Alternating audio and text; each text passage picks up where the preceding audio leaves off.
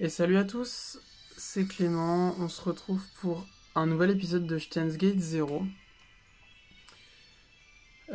Si vous vous souvenez bien, la dernière fois, on avait assisté au départ de Suzuha avec la petite Kagari. On avait vu du coup le futur, ce qui se passait, on s'était rendu compte que c'était un peu beaucoup la merde.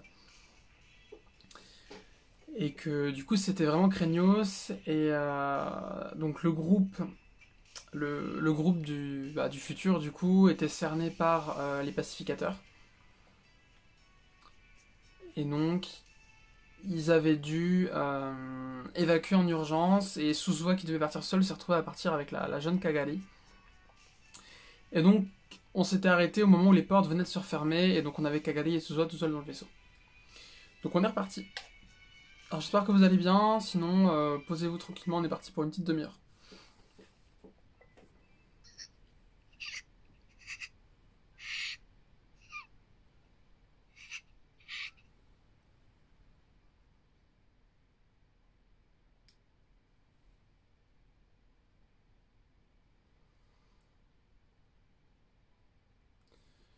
L'intérieur de la machine temporelle sentait le métal et était couvert d'instruments de différentes tailles.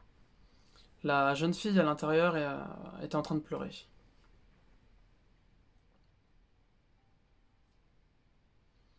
Ça faisait bientôt 1 heure que Suzuha l'avait quittée pour fouiller autour.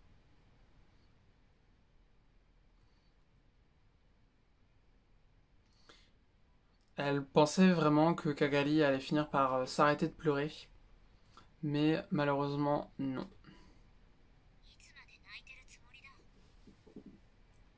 Pendant combien de temps encore tu comptes pleurer comme ça?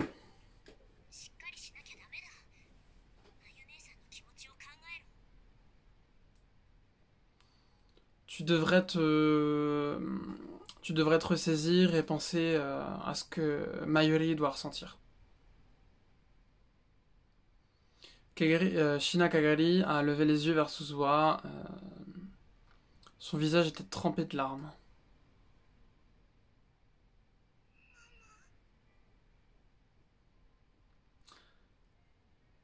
Elle est incroyablement belle cette image. C'est vraiment magnifique. Maman. Donc ne pleure pas s'il te plaît, c'est ennuyant. Mais Suzuha a marché jusqu'à Kagari et a mis un genou à terre pour qu'elles aient les yeux au même niveau. Elle n'avait aucune intention de lui faire du mal. Son but était de sauver des milliards de vies.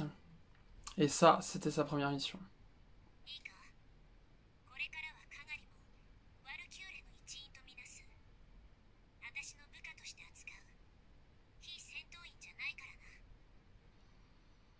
Écoute, à partir de maintenant, je vais te traiter comme un membre de l'escouade Valkyrie.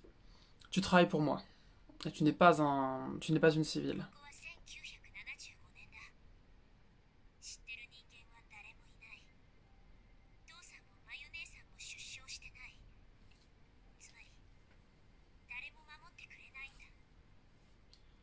Nous sommes en 1975. Personne de nos connaissances n'est en vie. Papa et grande sœur Mayuri ne sont même pas encore nés. En d'autres termes, il n'y aura personne pour nous protéger ici.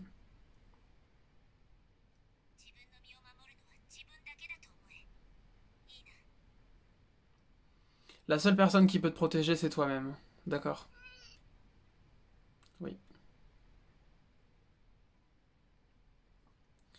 Kagari était une brave fille, elle a finalement réalisé que ce n'était pas le moment de pleurer. Elle a essayé d'arrêter de pleurer, mais ça ne marchait pas très bien. Mais c'était mieux pour ses émotions que de juste pleurer. C'était une fille intelligente et Suzuha le savait.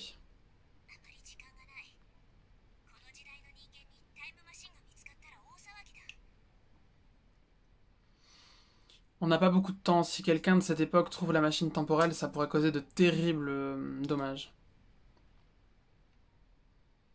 La machine avait atterri sur le toit du bâtiment de la radio, qui n'était pas un endroit que les gens visitaient souvent. Les chances que quelqu'un les trouve étaient fines. Mais à cette époque, il n'y avait personne pour les aider à la cacher. Ce qui veut dire qu'elles ne pouvaient pas rester très longtemps. Elles avaient besoin de finir leur mission rapidement et de bouger jusqu'à la prochaine époque.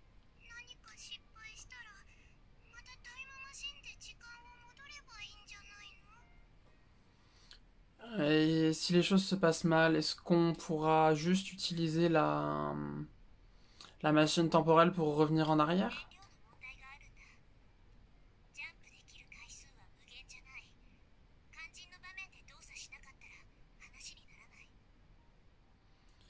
Eh bien, il y a une quantité finie de carburant, on peut pas faire des sauts à l'infini dans le temps.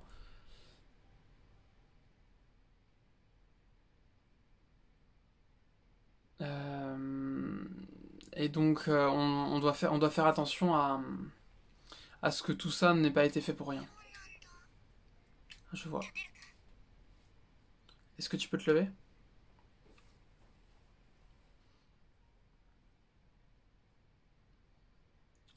Suzua est sorti de la machine temporelle et s'est retourné vers Kagari. Kagari semblait surprise. Ses yeux étaient rétrécis par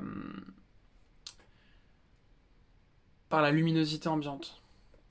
Le ciel au-dessus de Tokyo, à cette époque, euh,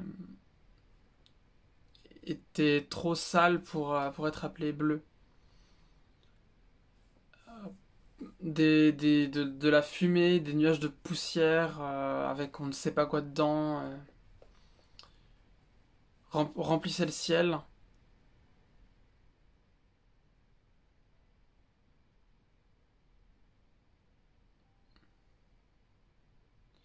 Et du coup, ça générait des nuages si sales et si sombres dans le ciel qu'on pouvait vraiment les voir en tant que tels. Le ciel au-dessus de la ville était couvert d'un voile de mort.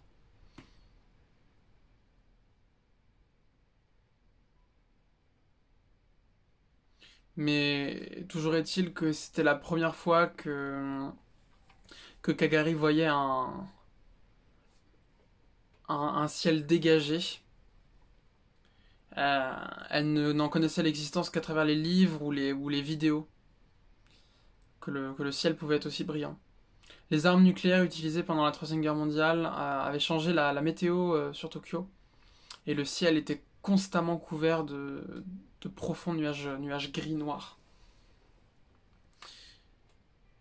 Et à son époque aussi, la lumière du soleil était toujours arrêtée par les nuages, et du coup elle traversait seulement par bribes. Et le peu de rayons qui traversaient n'avait jamais cet éclat.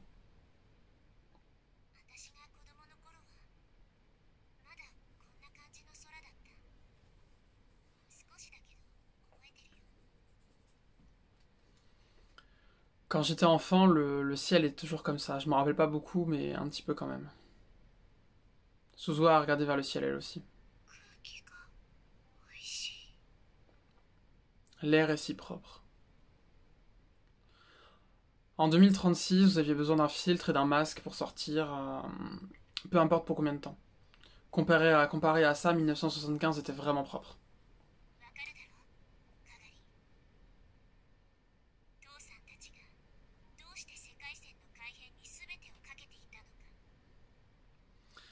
Est-ce que tu comprends mieux maintenant pourquoi tout le monde est prêt à tout mettre en jeu pour changer les lignes temporelles, Kagari?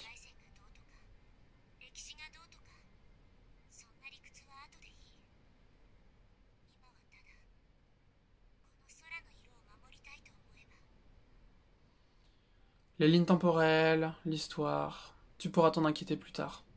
Pour l'instant, focalise-toi sur la protection de ce ciel.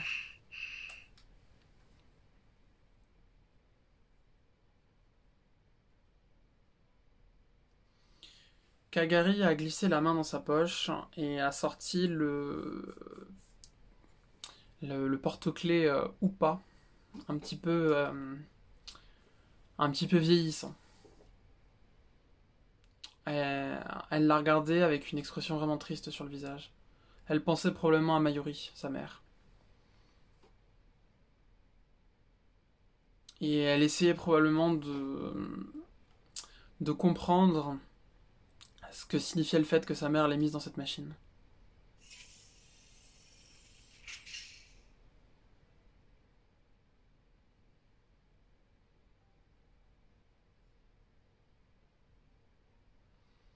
Suzuha a décidé que Kagari était suffisamment bien maintenant et a fermé la porte de la machine temporelle de l'extérieur. Le... L'escalier, la porte s'est fermée automatiquement. La seule et unique personne maintenant en mesure de l'ouvrir était Suzuha, dont les empreintes biométriques avaient été chargées par le système avant. Et même si quelqu'un trouvait la machine, il aurait mis un sacré bout de temps avant de comprendre ce que c'était. Kagari, regarde ça.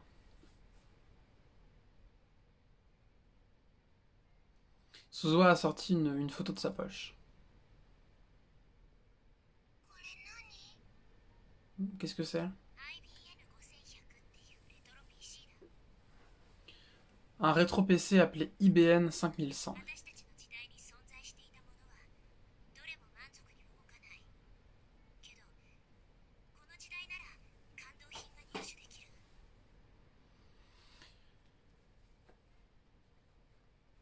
Aucun de ces modèles ne fonctionne à notre époque, mais ici on pourrait être capable d'en trouver un qui marche.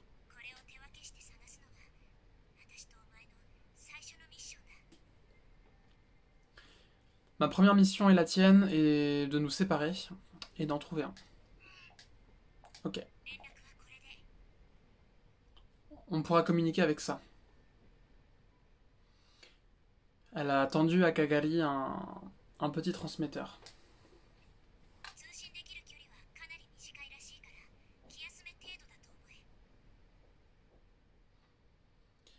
On m'a dit qu'il n'avait pas une très grande portée, donc n'en attends pas trop.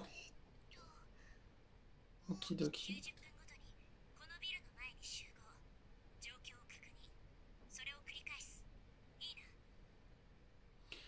On se retrouve devant cet immeuble toutes les 90 minutes pour un rapport. Compris? Bonne réponse. Suzuha a acquiescé et a tapoté Kagari sur la tête. Ok, allons-y.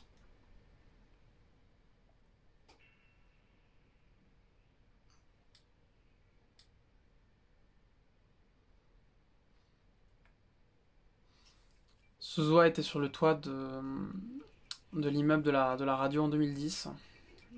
Elle est en train de regarder en bas. 35 ans. Hein.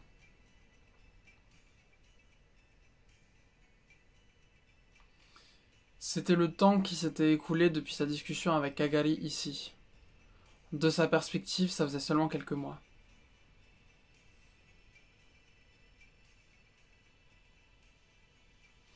La vue d'ici avait énormément changé depuis et elle changerait encore beaucoup plus sur les prochains 26 ans.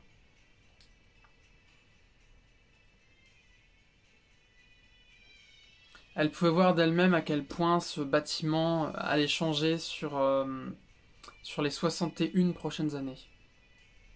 Enfin, sur un intervalle de temps de 61 ans. Cette pensée ne l'a pas rendue sentimentale. Par contre, elle a vraiment ressenti la solitude et la peur qui vient quand on réalise qu'on a un passé qui n'est partagé avec personne.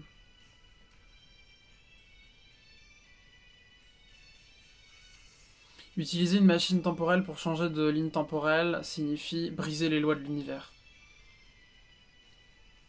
Les mots d'Okabe ont afflué dans son esprit.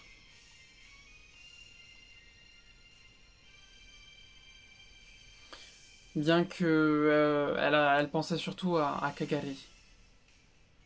Elles avaient cherché dans la ville à de nombreux intervalles, en recherchant Shina Kagari. Elles ne savaient même pas si elle était à Tokyo. Elles n'avaient aucun indice. Elles ne savaient même pas à quoi ressemblait Kagari aujourd'hui. Peut-être que c'était juste une perte de temps. Malgré ça, elle devait trouver Kagari elle-même. Mais ce jour-là, elle n'a pas eu plus de chance que les autres jours.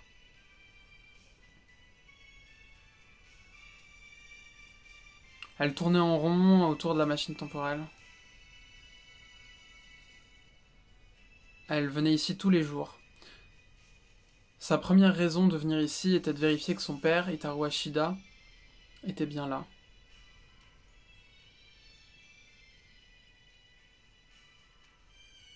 Non, pardon. Sa première raison, c'était de vérifier que son père, Itaru Ashida, n'était pas là. Euh, en- à chaque fois qu'elle baissait sa garde, il avait envie d'essayer de venir ici et de l'examiner. Elle lui avait bien dit pourtant que ça pourrait causer un paradoxe temporel, mais il ne l'écoutait pas.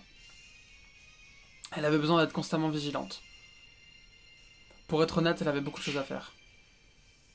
Et puis, soudain, elle a entendu la porte en métal sur le toit s'ouvrir. Est-ce que c'était son père? Elle s'est faufilée dans l'ombre, mais la personne qu'elle a vue était plus petite que Itaru et elle avait des oreilles de chat sur la tête. Non, tu es là. Suzunyan, bonjour. Ah, c'est toi, grande sœur Rumi.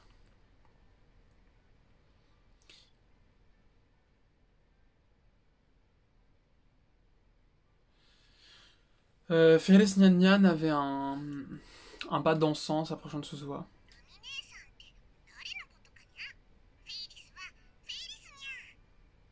Qui est Rumi? Moi, je suis Félis.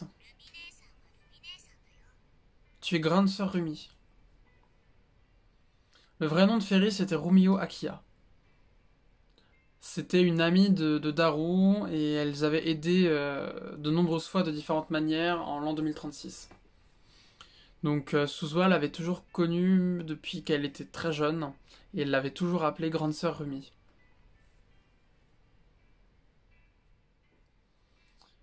Pour une raison quelconque à cette époque, elle voulait toujours qu'on l'appelle Félis. Et quand Suzuha lui demandait pourquoi, elle répondait simplement Félis is Félis. Une réponse qui ne voulait rien dire pour Suzuha.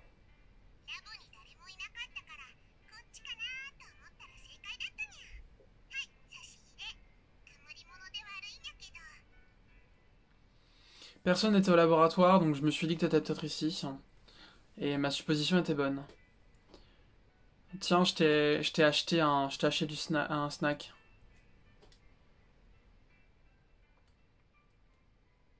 Ferris lui a montré une boîte à gâteaux avec le logo du Maid Café où elle travaille, le May Queen Nyan Nyan.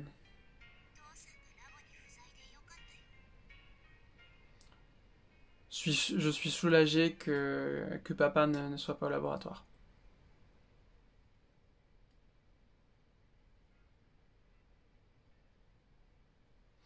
S'il avait mangé quelque chose comme ça à une telle heure, il serait juste devenu encore plus gros. Non, c'était pas pour Daru, c'est pour toi. Pour moi? Pourquoi?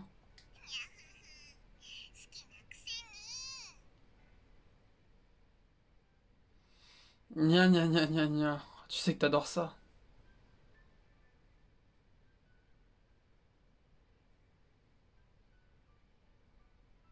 Euh... Je crois que Ferris, elle lui fait un câlin. Enfin, c'est une marque d'affection qu'elle lui donne. Je sais pas exactement comment ça se traduit. Je ne...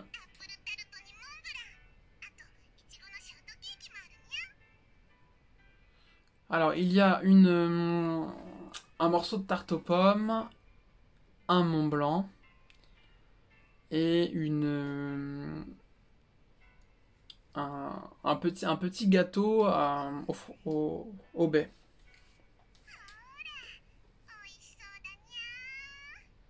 Donc, tiens, regarde, tu vois, est-ce que ça a pas l'air bon tout ça? Ferris a ouvert la boîte et a montré ce qu'il y avait dedans. Suzuha pouvait sentir la douce odeur de crème et de fruits.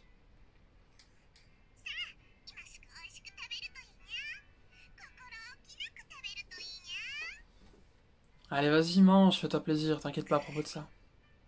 Euh,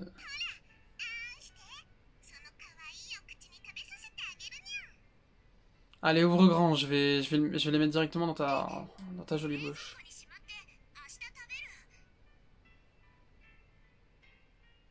Je les mettrai au frigo pour demain, sinon. Oh, Suzunian, t'es si stoïque. Ferris a rigolé et a ouvert la boîte.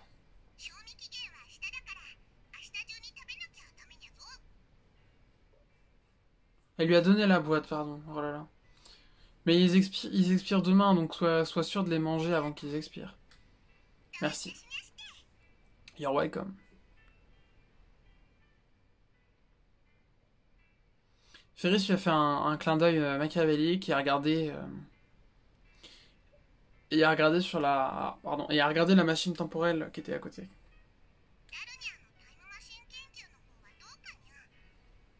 Comment vont les recherches de Daru sur la machine? Il travaille dur, je suppose.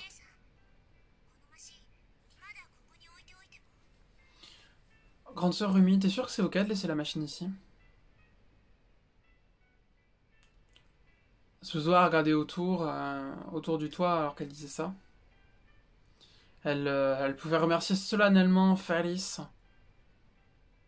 que personne n'ait remarqué un tel objet sur le toit. C'était C'était l'héritière d'une très riche famille qui avait beaucoup d'influence dans la zone et a contribué énormément au développement d'Akihabara. Et c'est elle qui aidait énormément à cacher la machine.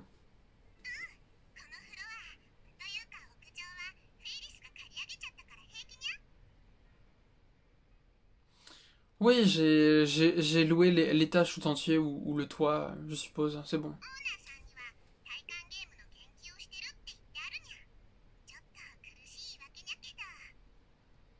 J'ai dit au propriétaire qu'on développait un jeu en réalité virtuelle. C'est pas la meilleure excuse du monde, mais visiblement elle marche. Tu es d'une grande aide.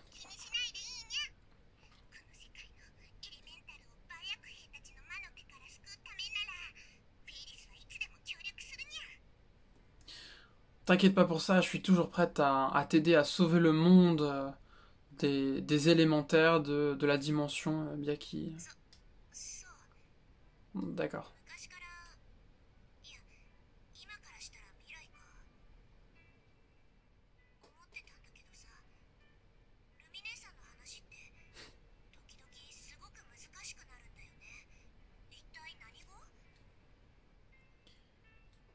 Depuis de nombreuses années, enfin, je veux dire de nombreuses années dans le futur, je me demandais, mais parfois ce que tu dis c'est vraiment difficile à comprendre. Mais quel langage c'est?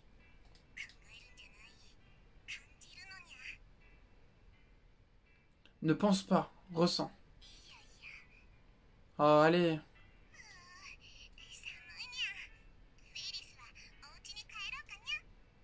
Hmm. Il fait si froid, mais je pense que je vais rentrer chez moi. Finalement, elle n'aurait jamais de réponse. Pour Suzuha, Félix était toujours un grand mystère. Je t'emmène à la maison. Allons ensemble.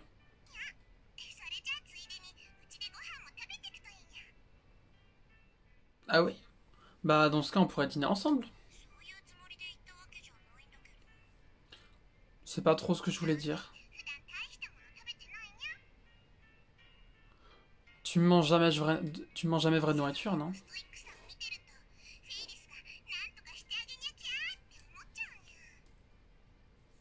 À chaque fois que je te vois comme ça, je me dis que je devrais faire quelque chose pour essayer de t'aider.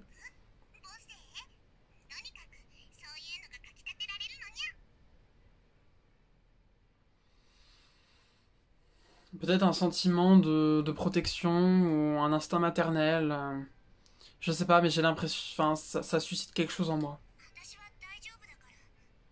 C'est bon, je vais bien. Et avant qu'elle ait fini sa phrase, elle a senti que quelqu'un la regardait. Elle a regardé autour d'elle. Quoi? Que se passe-t-il? Chut. Elle écoutait attentivement.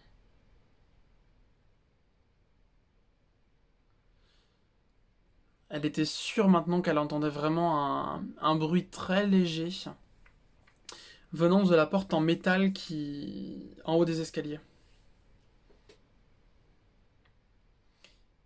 C'était suffisamment faible pour que Suzuha seule puisse l'entendre grâce à son entraînement.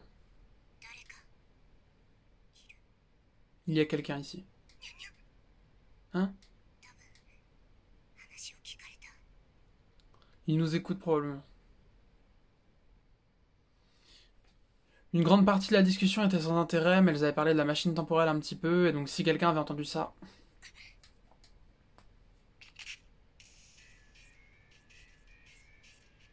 Suzuha a sorti son arme en un instant, et a couru jusqu'aux escaliers aussi vite qu'elle a pu. Elle a entendu quelqu'un descendre les escaliers en courant aussitôt qu'elle l'a fait. Le bruit lui semblait être ceux de bottes militaires qui résonnaient fort et s'éloignaient de plus en plus. Et ils sont rapides.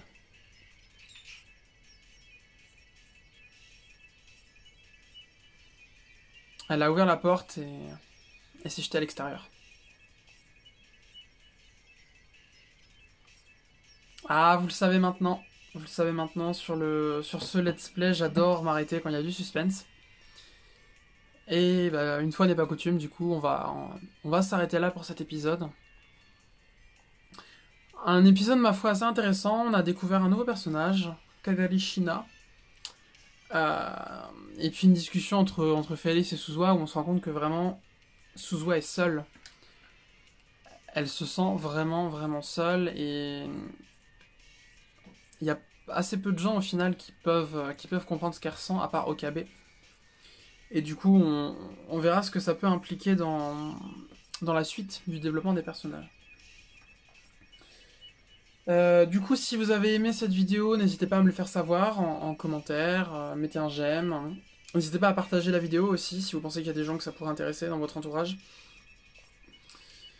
Je crois que c'est tout ce que j'avais à dire. Merci de m'avoir écouté. Bonne journée et bonne soirée à vous. C'était Clément. Bye.